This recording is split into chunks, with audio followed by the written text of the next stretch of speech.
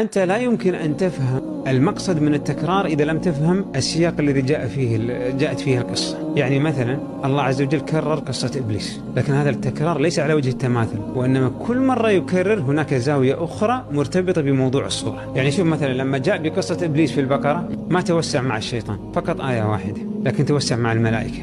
حوار الملائكة لم يتكرر، لكن إبليس تكرر.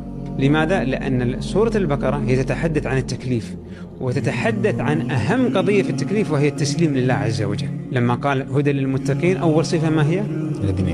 الذين يؤمنون بالغيب. المفروض يعني أو المتوقع أن يقال الذين يؤمنون بالله، لأن الغيب هو ما لا يعرف والمجهول.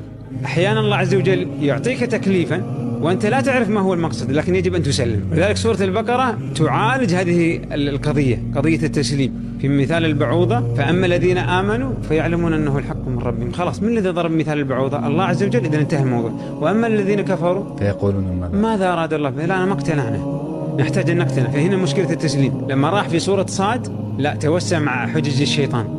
لماذا؟ لأن سورة صاد تتعرض لحجج الكافرين، هذا موضوعها الأساسي.